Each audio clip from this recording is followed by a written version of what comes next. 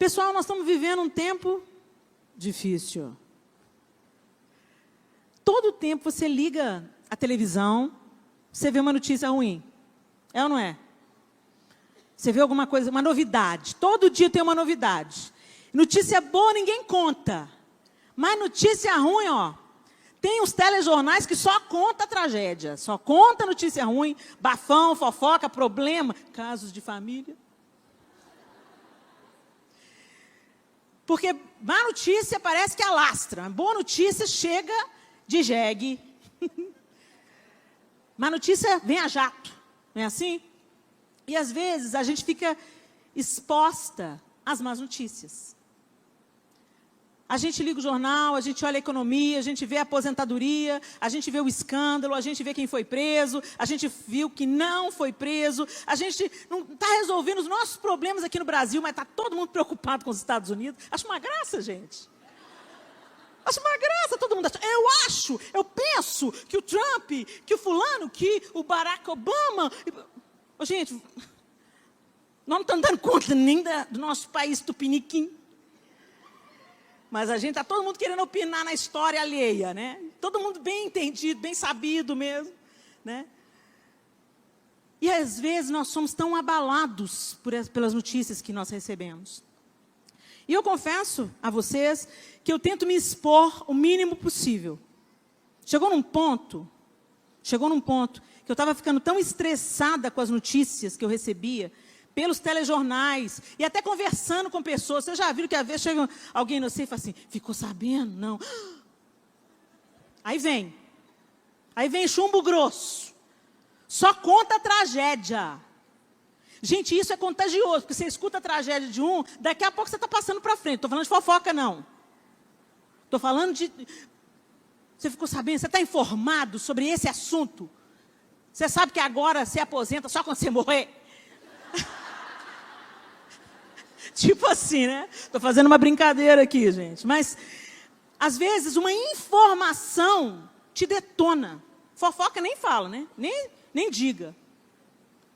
Mas nós vamos sendo atingidos por essas notícias. E contaminados. Tem uma pesquisa recente aí que falou que a cada 3 pessoas no mundo estão desenvolvendo... A cada 3 pessoas, uma pessoa está desenvolvendo ansiedade. Ansiedade. E a pessoa começa a sentir taquicardia, e a pessoa começa a pensar que vai morrer, e a pessoa começa a sentir sudorese, e eu estou falando de cadeira. Eu estava vivendo uma situação, e quando chegava à noite, gente, começava a escurecer, meu coração começava a disparar. Não era uma coisa assim... acontecia no meu corpo. O meu coração começava a disparar. Eu começava a suar. E só pensava em tragédia. Cadê o Miguel? O Miguel não chegou. Ele falou 10 minutos que ia chegar, já passou 15, ele não chegou. Cadê o Arthur? E cadê a Clara, que até agora não chegou? E a gente começa a pensar. E aí os pensamentos mais horríveis vêm nos nossos pensamentos. Tragédia, assassinato, estupro, vem tudo isso na sua cabeça. E aí, quanto mais essas ideias vêm na sua cabeça, você começa a pensar, você tem uma sensação de morte. As crises de ansiedade são o bercinho para a síndrome do pânico. Elas preparam a próxima fase, síndrome do pânico. E por que a gente está sofrendo com esse tipo de coisa? Por que nós estamos sofrendo com crises de ansiedade? Por que nós estamos sofrendo com síndrome do pânico? Porque essas disfunções estão tomando conta da gente. Porque a gente está dando ouvidos para este século. A gente está se conformando, entrando na forma. Nós somos exatamente iguais a todo mundo no mundo. Você para na fila, eu já dei esse exemplo aqui. Você para na fila, você fala, porque fila enorme, nesse Brasil não tem jeito, não, isso não muda, não. Ah, vamos queimar a Dilma, vamos queimar o Lula, viva Sérgio Moro. E aí, aí no instantinho você arruma uma cambada. É isso mesmo! Aí você está na fila e fala assim, Senhor, bendito seja Deus, o Senhor está no controle de tudo. Estou aqui nessa fila, Senhor, falar do teu amor. O povo já começa a olhar para você assim. Com aquela cara assim, pirou, olha lá, dona pirou. Coitada. Crente. Os crentes são meio pancada. Mas o Senhor está nos chamando para isso. Porque se nós não transformarmos a nossa mente, renovarmos a nossa mente na verdade de Deus, a mentira do mundo vai nos engolir. Vai nos intimidar, vai nos adoecer. Aí eu senti esse negócio um dia, senti 2 dias, senti 3 dias. Eu falei, meu Deus, eu vou morrer. Eu vou morrer. Aí eu pensei, e aí é como se fosse o Espírito Santo, lá no fundinho dos escombros. Falasse assim, se você morrer, para onde você vai? É mesmo, hein, Jesus? Se eu morrer, para onde que eu vou? Se eu morrer, o negócio fica bom, que Jesus volta para mim antes. Mas ninguém quer morrer, né? Entenderam? Entenderam? A gente pensa assim, nossa, quando eu morrer, minha dor vai acabar. Minhas preocupações. Não estou falando para ninguém praticar suicídio, não, pelo amor de Deus. Entenda. Entenda. Nós estamos aqui cumprindo o plano de Deus. E eu quero cumprir o plano de Deus até o fim. Mas se Ele me chamar, por que eu vou temer? Se Ele me chamar, Ele vai cuidar de tudo. Se Ele me chamar de volta para casa, se Ele me pôr para dormir na presença dEle, Ele vai cuidar dos meus 4 filhos, Ele vai cuidar do meu marido, Ele vai cuidar de tudo. Então por que eu estava com medo de morrer? O Espírito Santo falou, se você morrer, para onde que você vai? Eu falei, Senhor, não é pelo meu merecimento, mas pela Tua graça, eu vou para o Senhor. Eu sou do Senhor, vim do Senhor, e vou voltar para o Senhor, porque o Senhor me alcançou na jornada. Então reage. Então reage. Aí eu falei, João, chamei o João, falei, João, não estou bem. Ele, o que foi? Eu falei, estou sentindo uns negócios esquisitos. Ele falou, o que você está sentindo? E eu descrevi para ele, ele falou, liga para a Paulinha, que é uma médica amiga. E eu liguei para a Paulinha, e a Paulinha falou, Helena, você está com todos os sintomas, você está tendo uma crise de ansiedade. Escuta, você está tendo más notícias esses dias? Aham. E a Paulinha ali me aconselhou, me instruiu e tudo. E meu irmão, acima de mim, o Alexandre, é meu conselheiro. O Alexandre é meu pastor. É a ele que eu presto contas muitas vezes, é a ele que eu peço conselho. Ele trabalha como conselheiro. O mestrado dele foi em aconselhamento pastoral. Então, ele é o cara do conselho. E eu fui conversando com o Chan sobre isso. O Chan falou assim, Leninha, demite todos os programas de TV que te enchem de angústia. Seja filme, às vezes a gente vai assistir um filme, é tão legal, mas aí corta a goela de um, espirra sangue do outro, não é assim? E você pensa que isso não te afeta, mentira do diabo, isso te afeta. Vai te afetando aos pouquinhos, a pouquinho, a pouquinho, a pouquinho, e você não percebe. Quando você vê, é igual aquela história do sapo cozido numa panela. Você põe o sapo ali na água fresquinha, ele vai ficando ali à vontade, a panela vai subindo a temperatura, ele vai se adaptando a temperatura, mas quando ele percebe que ele não consegue mais se adaptar à temperatura e quer pular fora da panela, ele gastou tanta energia se adaptando às mudanças de temperatura que ele não tem mais força de sair fora. O que está enchendo a nossa cabeça, o nosso coração, mulheres? Será que nós estamos nos alimentando de más notícias ou nós estamos nos lembrando todos os dias, trazendo à memória o que nos pode dar esperança e abastecendo na adoração e na palavra de Deus? Se vocês querem experimentar, diz o apóstolo Paulo, a boa, perfeita e agradável vontade de Deus, vocês não podem entrar na forma do mundo, vocês não têm que ser igual a todo mundo, que fala de coisas ruins, que fala de más notícias, que reclama. Quanto mais a gente reclama, a gente vai ficando mais pesado, mais desanimado, mais angustiado. É ou não é? Então a gente tem que lutar contra isso. Mas nas nossas forças a gente não consegue. Então começa pelas nossas escolhas. Escolha a verdade de Deus, ao invés da mentira bem contada por Satanás. E eu me desconectei, gente. Né? Eu amo cinema, gosto muito de cinema, gosto de assistir filmes. E aí a gente entrou no Netflix, aí o João, eu no auge dessa crise. Entramos no Netflix, aí o João, vamos assistir um filme para você relaxar, Helena. Homem, outra cabeça. Duro de Matar. Duro de Matar, na primeira goela que rolou, eu Ai, meu Deus. Virei a cadeira giratória, eu estava virada, o João no sofá e eu na cadeira que gira. Aí quando apareceu, o outro foi degolado, ai meu Deus, virei a cadeira para cá. João, não posso ver isso não, João. Já comecei a chorar. O João, ai meu Deus, tá bom meu bem, tá bom. Presta atenção. Período de férias, às vezes a gente baixa a guarda, né? Os filhos estão em casa, aquela correria, aquela balbúrdia. E eles querem assistir 1000 coisas, você entra na roda. O Brasil está passando por transformações, você quer informação, aí você entra na roda. Mas o seu devocional continua sendo curtinho. Você vai lá, faz a sua oração, rapidamente, cumpre os seus votos, o seu papel, e depois você passa 10 minutos na presença de Deus, você passa meia hora na presença de Deus e outras 23 horas e meia. Dessas 23 horas e meia, vamos supor que você dorme 8 aí. 8. 14 horas e meia, acertei, professor de matemática? 14 e meia? 13? Oh, meu bem, eu sou míope. Alguém me... 24, 15 e meia. 15 e meia? 15 e meia. 15 horas e meia, você fica abastecendo sua alma. Com conversa fiada, com aqueles filmes que não edifica, com as notícias. Aí sai do Jornal da Band, vai para o Jornal do SBT, vai para o Jornal da... As mesmas notícias. E você vai assim... Quando acaba, você fala... Brasil tem jeito, não. É ou não é? Vamos na palavra de Deus? Abra sua Bíblia comigo. Atos, capítulo 16.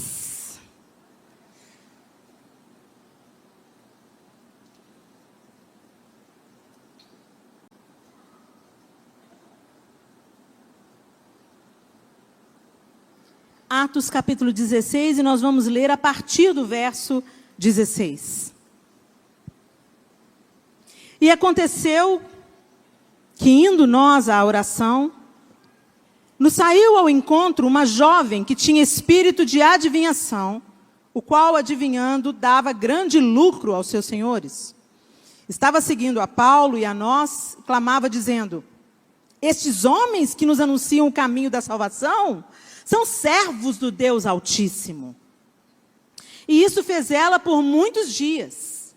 Mas Paulo, perturbado, voltou-se e disse ao Espírito: em nome de Jesus Cristo, te mando que saias dela. E na mesma hora saiu. E vendo seus senhores que a esperança do seu lucro estava perdida, prenderam Paulo e Silas e os levaram à praça à presença dos magistrados. E apresentando-os aos magistrados, disseram: estes homens, sendo judeus, perturbaram a nossa cidade. E nos expõem costumes que não nos é lícito receber nem praticar, visto que somos romanos.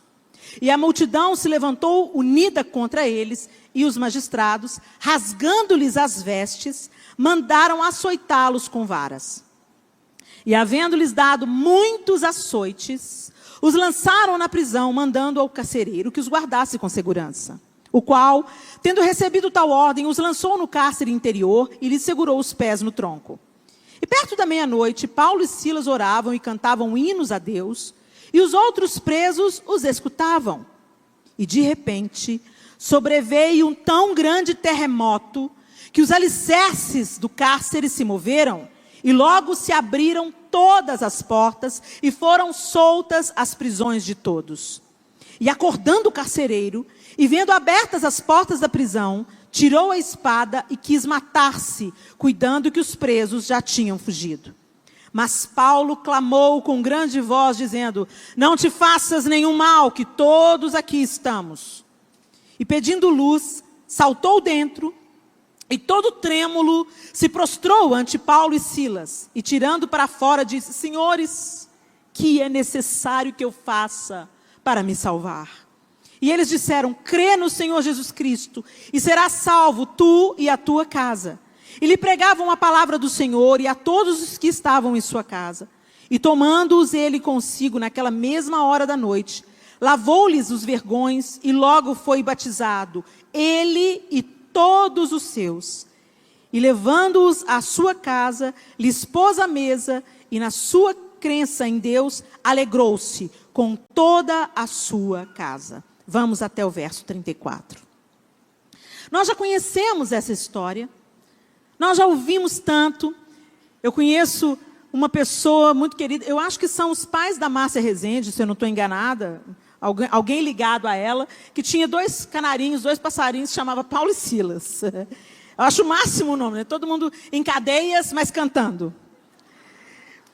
E eu fico pensando, né? Vocês estão rindo, né? Todo mundo agora vai comprar 2 passarinhos por nome de Paulo e Silas, né? Caso de crente é outra coisa. Mas aí, a gente conhece esse testemunho, mas até que ponto essa palavra, esse testemunho, tem transformado a nossa vida? A palavra de Deus, ela é transformadora. Ela cura, ela liberta, ela transforma a mentalidade, ela muda uma família, ela tem poder, mas ela precisa ser colocada em prática.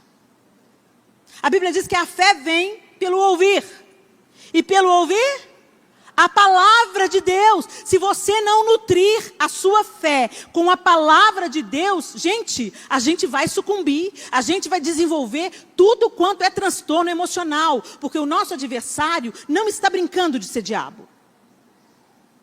E como ele foi despojado na cruz do Calvário por Jesus Cristo, o Senhor, ele usa as armas que ele encontra em nós. A falta de vigilância, a distração, a arrogância, o orgulho, a vaidade. Ele usa o que a gente disponibiliza para ele. Às vezes a gente fala, é o diabo. Não é o diabo, não, é a sua carne, é a sua cobiça. Porque nós somos tentados segundo a cobiça do nosso próprio coração. Mas quando a gente pensa assim nesse versículo, somos tentados conforme a cobiça, a gente logo pensa no pecado cabeludo, né? A gente pensa em adultério, a gente pensa em roubo, a gente pensa em assassinato, não é? Não. Ninguém tropeça em montanha, a gente tropeça em pedrinha. E com as coisas pequenininhas a gente se distrai. E quando a gente vê, a gente está raquítico, espiritualmente, pesado, aflito, angustiado, pedindo pelo amor de Deus, pastor, põe a mão na minha cabeça para eu ser liberto. Vera, ora por mim. Vasti, ora por mim. Madalena, ora por mim, porque eu estou aguentando. Gente, é claro, nós precisamos de companheiras de oração. É maravilhoso quando a gente tem, sabe? Se junta com outra mulher. Marcília foi orar para mim ali, comigo ali, antes de começar o culto. Oh, maravilha! A gente já sai esquentadinho já. A mão de nós duas colou uma na outra. Nossa, que calor, isso é fogo. Bom demais. Mas a gente tem que prestar atenção na nossa atitude. Porque a fé gera uma nova atitude. Novas escolhas. E aí a gente olha para esses 2 homens. Olha a situação. Eles tentaram ir pregar num lugar, depois você lê o capítulo todo. Eles tentaram ir para um lugar e o Espírito Santo falou, não é aqui. Tentaram ir para outro, o Espírito Santo, aqui também não. Para onde que nós vamos? Vamos para tal lugar. Chegou lá, abriu-se as portas para eles então estarem em Macedônia, em Filipos. Aí chega lá, uma jovem vem gritando atrás dele, esses são servos do Deus Altíssimo. Ela falou mentira, gente? A gente tem que prestar muita atenção no que as pessoas nos dizem, porque às vezes parece que elas estão te elogiando, elas estão colocando seu coração à prova. Elas estão te envaidecendo. Elas estão fazendo você acreditar que você é, que você não é. Que você é autossuficiente, que você pode fazer as coisas sem Deus, que Deus é um estepe. Que eu sou profeta de Deus. De quem? De Deus. De quem? De Deus. Então você não precisa ficar falando, não. O Senhor vai te apresentar como profeta dele. Mas, gente, a vaidade é o negócio mais fácil de entrar no nosso coração. Aí chega alguém, às vezes você pensa assim, alguém vai te sabotar, alguém vai te angustiar. Nem sempre. Sempre chega, às vezes, um da boca do diabo, você já logo identifica. Não é? Vem com uma palavra de morte, você logo identifica. Ah, meu Deus, essa palavra não é de Deus, não. Não é? Chega e fala, minha filha, ah não, pelo amor de Deus, minha filha, você é muito desanimada, você é muito abatida, você engordou? Você fala demais, você ri alto demais, sei lá o que eles falam com você. Ah, eu achava que você era podre, metida. Às vezes vem uma pessoa que te enfia uma faca assim com a palavra. Eu acho que você não é muito espiritual, não. Porque, sabe, espiritual é quem fica, sabe?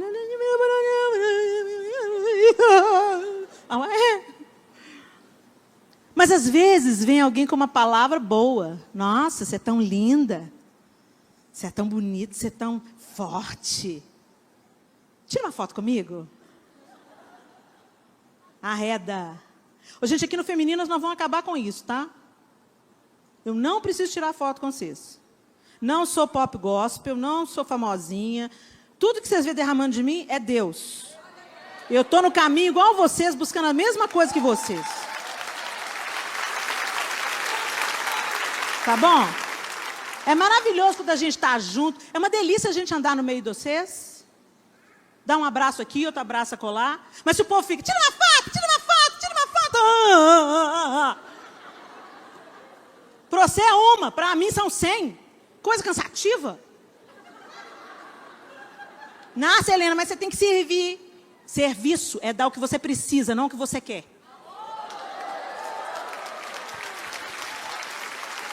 E definitivamente, no tempo que a gente está vivendo, a gente não precisa de dar comidinha para o espírito de idolatria que está por aí. Tá? Seus olhos sejam colocados em Deus. Ele é a fonte. É dele que vem a vida, é dele que vem renovo, é dele que vem conserto. Helena, mas é admiração, Helena. Você me abençoa tanto. Minha linda, glória a Deus. Obrigado pela sua palavra de encorajamento. Já valeu. Glória a Deus, que bênção que Deus está me usando apesar de... Mas deixa eu te falar, o zelador te abençoa. A galera lá do som, eu não teria voz nem imagem para o mundo todo se não fosse eles, o pessoal da câmera. Mas vocês não tiram foto com eles. Né? Então vamos parar com esse papinho furado, porque eu te admiro. Você me abençoa. Aí alguém agora comigo... Aí, eis que te digo, tem alguém agora no meio falando assim... Nossa, que metida, eu nem queria tirar foto com ela. Ou então tem alguém falando assim... Nossa, que decepção. Tá vendo como é que o seu afeto é doente? Eu não querer satisfazer o seu desejo me torna uma decepção. É um afeto doente. E afeto doente se chama idolatria. A mesma multidão que exalta, e a gente já viu isso aí fora com muitos ministros. Hoje a multidão está gritando, fulano, linda! Vontade de dar uns bifas numas mulheres que ficam histéricas com homem casado. O ministro é casado, bem casado, as mulheres ficam... Vontade de pôr a mão na cabeça e falar, sai de 100 em 100, para não embolar na porta.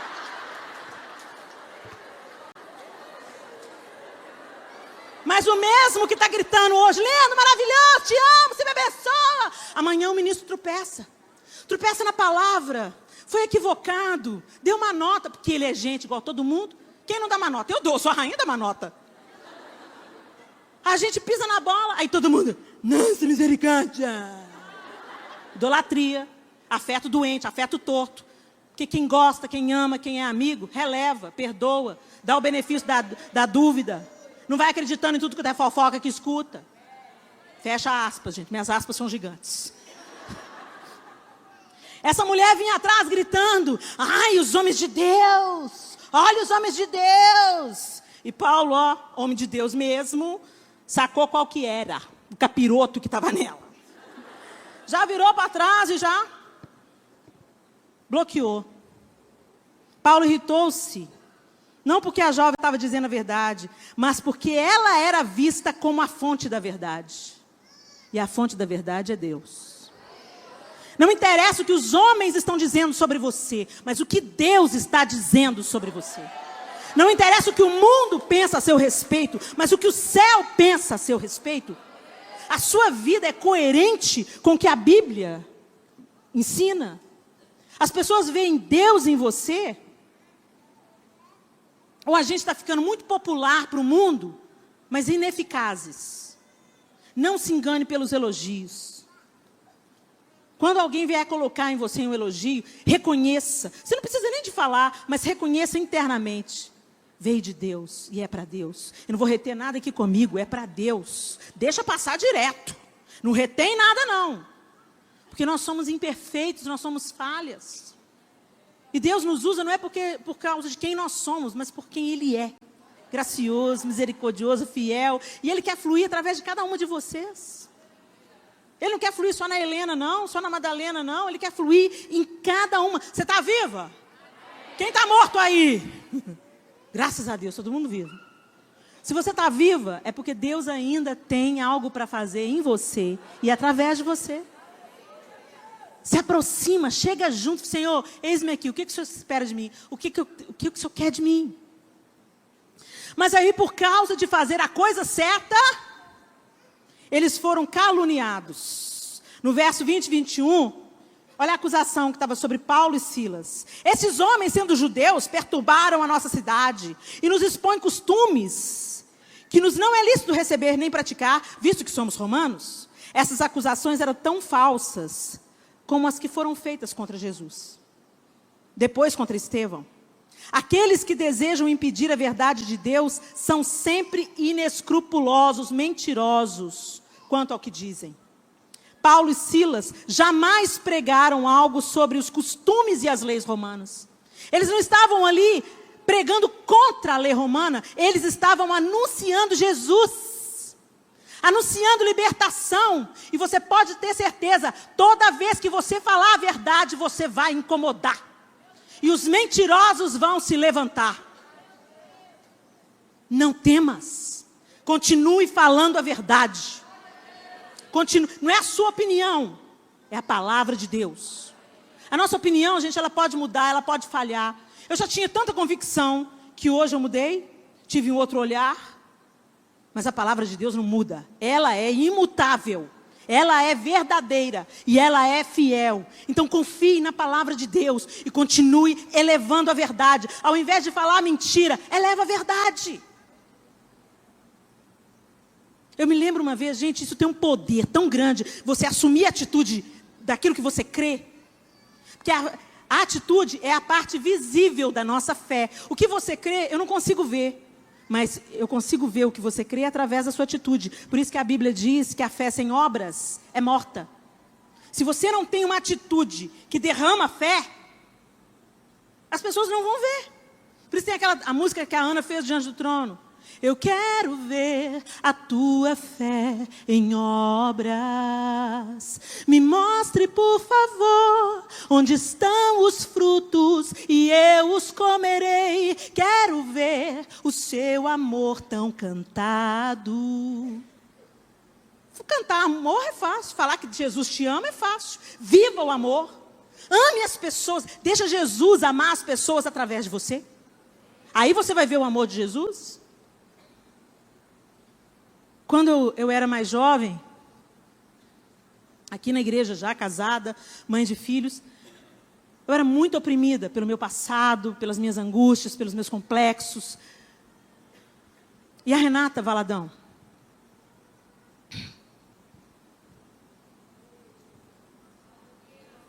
Ela me via quando ninguém me via. Ela não me via a aparência, ela via por trás da Helena rebelde, raivosa, invejosa. Ela via além. Porque Deus abriu os olhos dela, espirituais. E a Renata começou a me amar. Com atitude simples. A gente com 4 filhos pequenos, morando de aluguel, às vezes tantas dificuldades.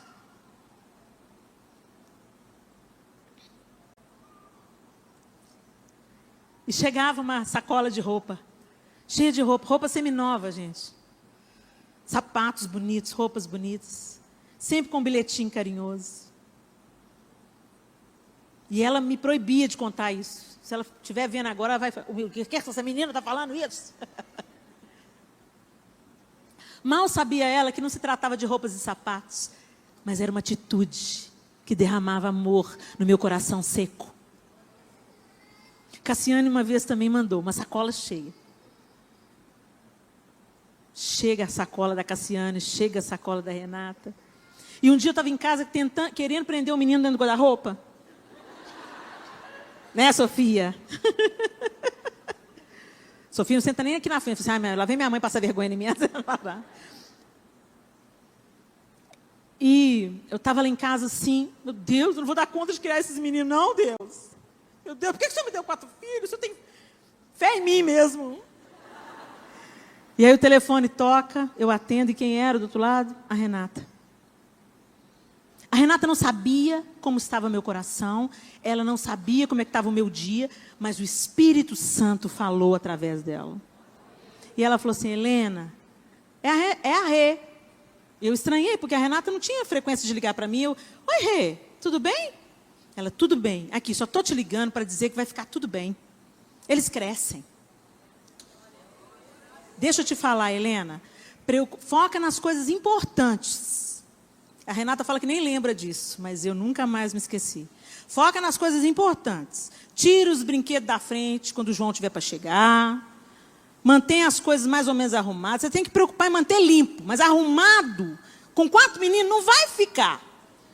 Então, limpa uma vez só e esquece. Quando estiver chegando a hora do João chegar em casa, aí você manda a meninada catar os brinquedos. Mas deixa eles brincar, deixa eles espalhar brinquedo. É assim mesmo.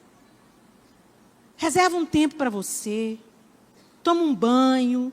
Respira um pouco, relaxa quando eles dormirem, dorme junto quando eles dormirem de tarde, dorme junto, que isso abastece, vai para a escola, os mais velhos vão para a escola, os menores dormem, aí você dorme também, que aí você recupera as energias, a gente nunca sabe como é que vai ser a noite. E ela foi ali, gente, derramando bálsamo sobre mim.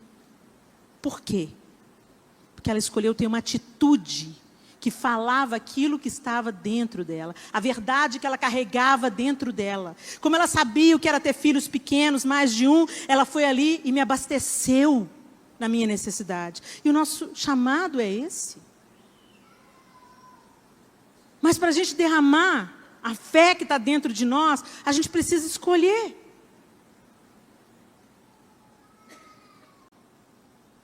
E Paulo e Silas escolheram cantar. Que atitude extravagante. Cantar preso. E outra, eles não estavam só presos, gente. Eles estavam com os lombos tudo rasgado.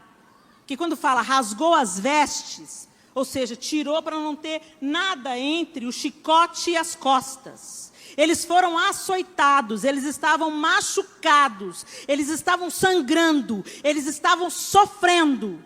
E o que o texto diz? Que eles oravam e cantavam hinos. E o texto também diz que as pessoas ouviam. Só que esse ouvir que está falando no texto, gente, no original, significa boa vontade. Eles estavam ouvindo, gostando do que estavam ouvindo. Será qual que é o som que a nossa vida está ecoando para o outro? Porque às vezes a gente está cantando para jogar indireta para o outro. Você está cantando. Mas você está com a irmã atravessada que está aqui no Femininas. Aí você está cantando, me ama. Ela te distratou lá fora. Te disse uma dúzia de desaforo. Aí você está cantando, me ama, oh, ele me amou. Aí na hora que fala, não tenho tempo para perder com ressentimentos. Aí você dá aquela olhadinha para a irmã. Não tenho tempo para perder com ressentimentos. Quando eu penso. Estou cantando, não significa nada. Agora, quando você está cantando, adorando ao Senhor, não tem como isso não atingir o outro. Não tem como isso não visitar o outro. Não tem como isso não trazer conforto para o outro, mas principalmente para você. Quando nós adoramos, gente, quando eu vejo a Estela hoje, adorar é o que sei, adorar é o que sou, nada pode calar.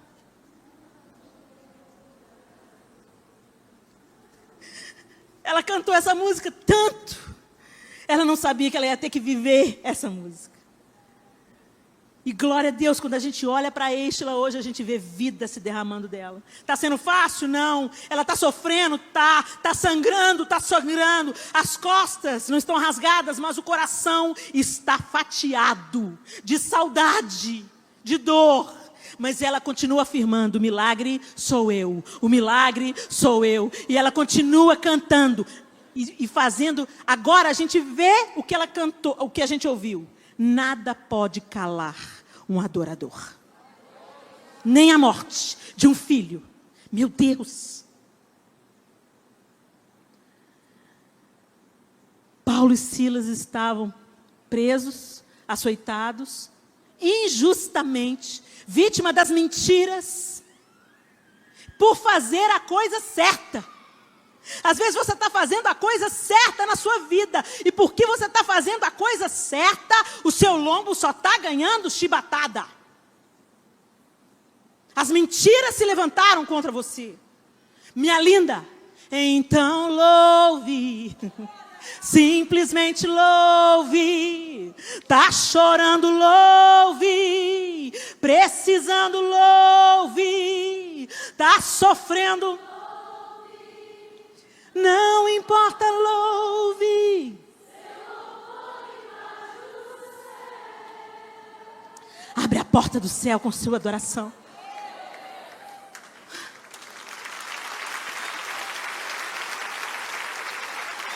Não é um desejo.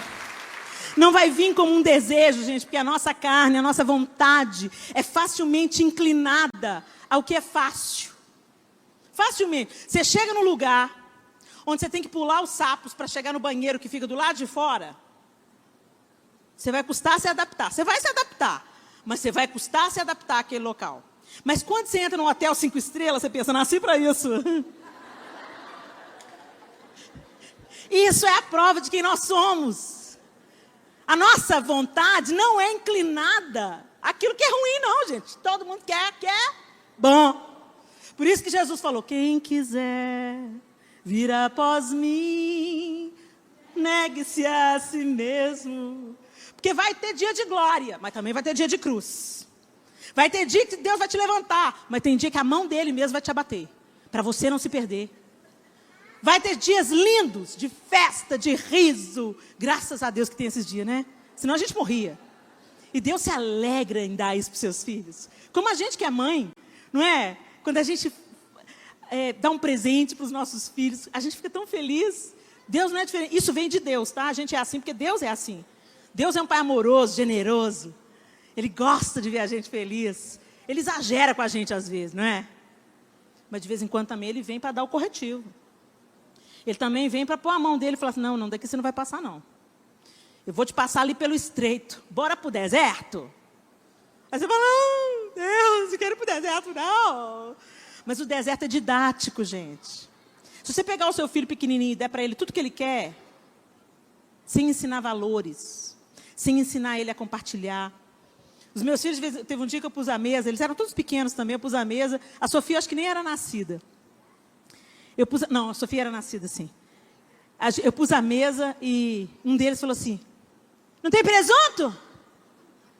Eu olhei para ele, eu que vivi com café com pão e nem todo dia tinha manteiga. Virei para ele e falei assim, tem pão, tem manteiga, tem leite, tem Nescau, tem café. Não precisa de presunto. Então não quero. Quer não? Todo mundo para o carro. Vamos passear. Passear? Vamos passear. Pus eles no carro. A gente morava ali na floresta. Saí do meu apartamento. E na época tinha uma comunidade debaixo do viaduto do Complexo da Lagoinha. Tinha um cara grandão assim que ficava rolando no lixo. Vocês lembram dele? Ele até teve aqui na Lagoinha, né? Um tempo e tal. Beleza. Levei lá e falei assim. Aí ele disse assim, olha lá, mãe, olha lá o moço. Pois é. Sabe onde que é aquele moço? Aí parei o carro. Sabe onde que aquele moço mora? Sabe onde que ele toma banho? Sei lá se toma banho. Aí, quando nós olhamos para a bica, tinha uma bica saindo, uma goteira de água assim, saindo do viaduto. E Deus providenciou, gente. Deus permitiu.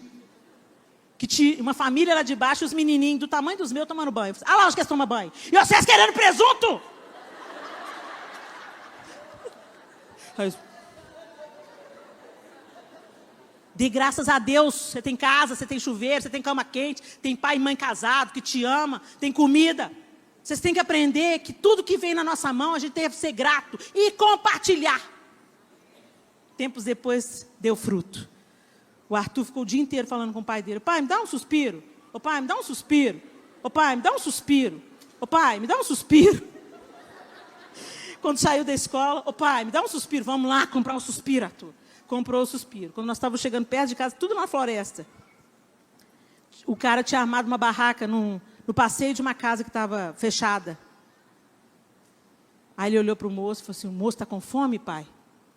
Aí o João, deve estar. Dá para ele o meu suspiro. Aí o João falou assim, não, eu acho que o seu suspiro não vai matar a fome dele.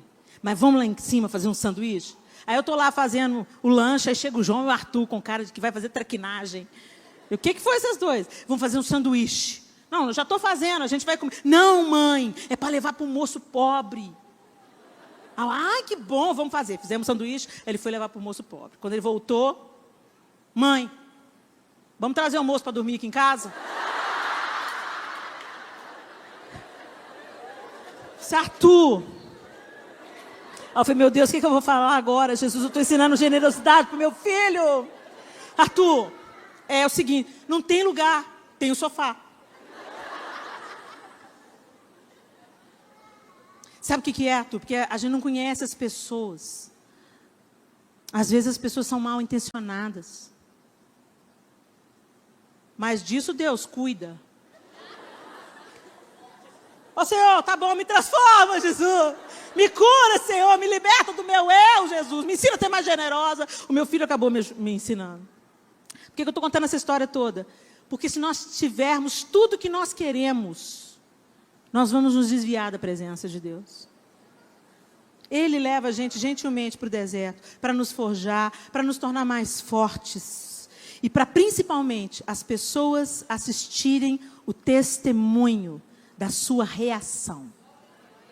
Deus está mais interessado nas nossas reações do que em nossas ações. Como nós vamos reagir ao impacto? Como nós vamos reagir ao atraso? Como nós vamos reagir à agressão do outro? Como nós vamos reagir à mentira? Como nós vamos reagir às lapadas que levamos dos outros? Como nós vamos reagir de uma maneira que glorifique a Deus, como Paulo e Silas fizeram no cárcere? Ou nós vamos derramar a nossa carnalidade, a nossa ira, a nossa maledicência? Que o Senhor nos transforme, amém, meninas? Que Ele nos torne Paulo e Silas nessa geração. Que as pessoas olhando para a gente, elas vejam o som de vida sendo ecoado das nossas palavras, do nosso amor, da nossa generosidade, do nosso abraço. As pessoas estavam ouvindo. Eles oravam e cantavam, e outros presos escutavam. Em Filipenses 2, 14, 16, não precisa de abrir. O texto fala assim, fazei todas as coisas sem murmurações nem contendas, para que sejais irrepreensíveis e sinceros, filhos de Deus inculpáveis, no meio de uma geração corrompida e perversa, entre a qual resplandecereis como astros no mundo. Não com luz própria, gente, com a luz de Jesus. A lua não tem luz própria. Ela é só o reflexo do sol, assim como nós somos o reflexo do sol da justiça. Cutuca a sua irmã e fala assim, se organiza aí, lua.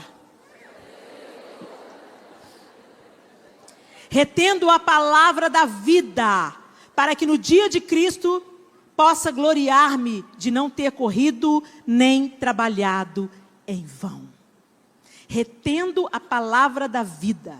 O que isso significa? Reter. Incorporar. Que a palavra da vida mova você. Que a palavra da vida te guie. Lâmpada para os meus pés é a tua palavra. Luz para os meus caminhos. Que a palavra da vida transforme a sua vida. Que a sua vida derrame a vida de Cristo. Amém, meninas? Helena, mas isso é muito difícil. Isso é muito difícil. Não estou dizendo que vai ser fácil. No mundo tereis aflições.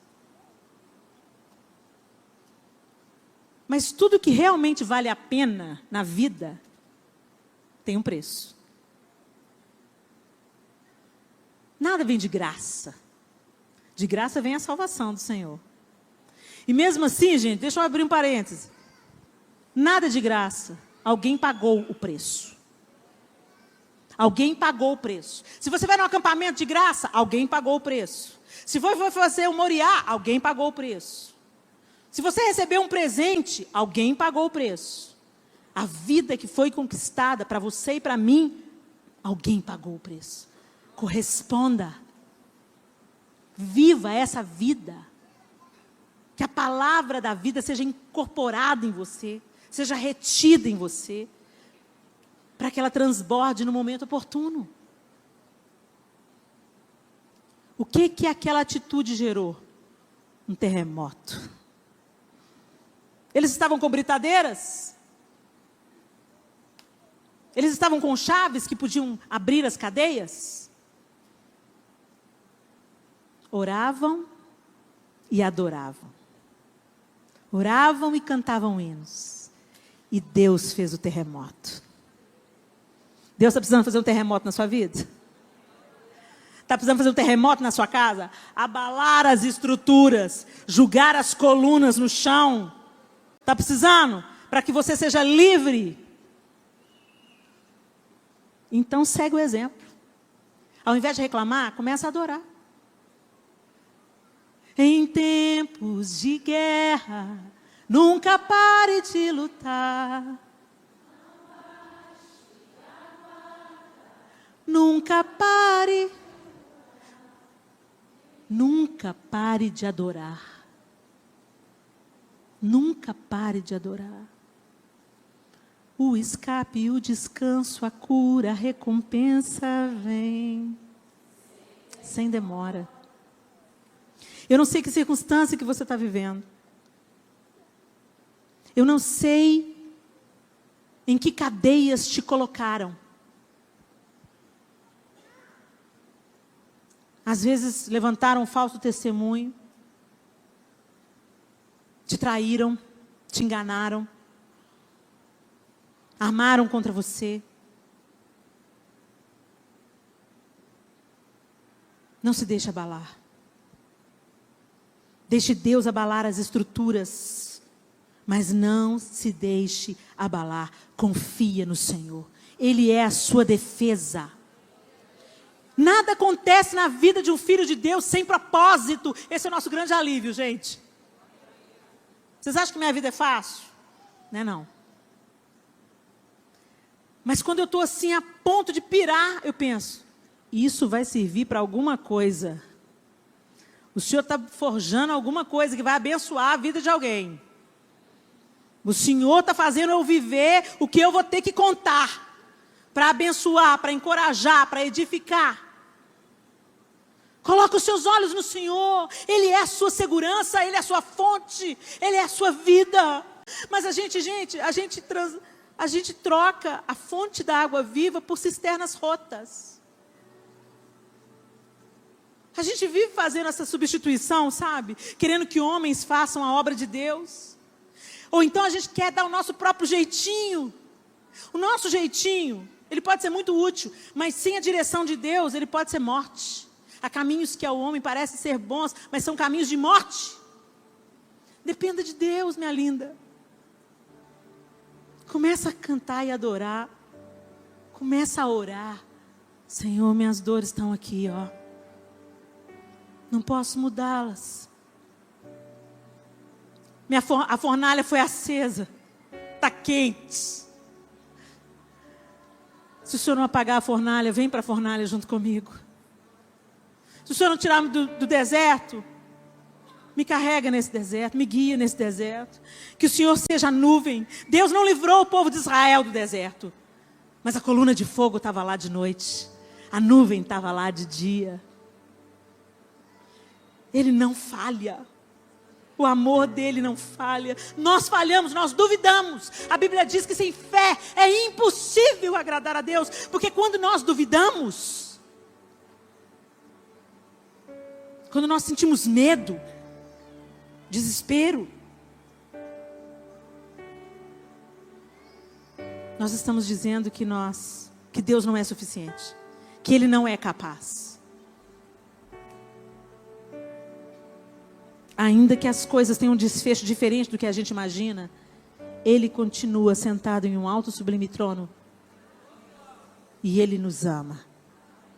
Ele já provou, Ele nos ama. Ele nos ama, Ele nos ama, Ele nos ama, Ele nos ama.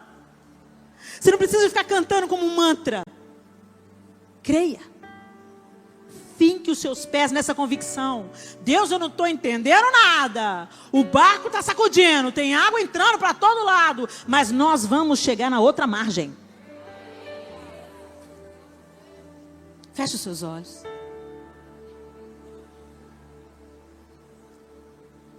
Eles cantavam, adoravam. Deus fez o terremoto. E houve salvação naquela prisão. Sempre os planos de Deus estão por trás das aparentes derrotas. Sempre tem um plano de Deus por trás da sua aparente derrota. Jesus parecia estar perdendo quando ele foi crucificado. Diante dos olhos humanos, ele tinha perdido. Diante dos olhos dos discípulos, ele estava sendo derrotado. Ele era uma grande decepção, uma grande confusão. Senhor, mas ele não era o Messias, como que ele morreu? Mas porque ele assumiu o lugar de perder, de morrer, de sucumbir. Porque ele quis. Ele não foi derrotado, ele se deu. Deus o exaltou soberanamente, Ele deu um nome que é sobre todo nome, e despojou todo principado e potestade. Então, Deus tem um propósito atrás da sua aparente derrota. Ele faz com que todas as coisas cooperem para o bem daqueles que amam a Deus. Então você se preocupe em amar a Deus, obedecê-lo, adorá-lo, dar a Ele o lugar que lhe é devido. E todas as outras coisas vão cooperar para o seu bem. Pare de questionar Deus. Porque quando a gente começa a questionar Deus e pensar que Deus saiu do trono, saiu do controle, os milagres não acontecem. A incredulidade para tudo. Por isso que Jesus falou: se creres, verás a glória de Deus. Helena, mas eu não consigo. Pois é, até para isso a gente precisa de Deus. Senhor, eu preciso de ter fé. Aumenta a minha confiança. Começa a se achegar a Deus e a conhecer Deus. Que quando você conhecer Deus, e não apenas a religião, quando você frequentar a sala do trono e não apenas a igreja, você vai aprender a conhecer e a confiar. A gente só não confia em quem a gente não conhece. Se você não está confiando em Deus, talvez seja a hora de você se perguntar: será que eu conheço? Será que eu conheço Deus de fato? Será que eu entendi esse amor que me resgatou?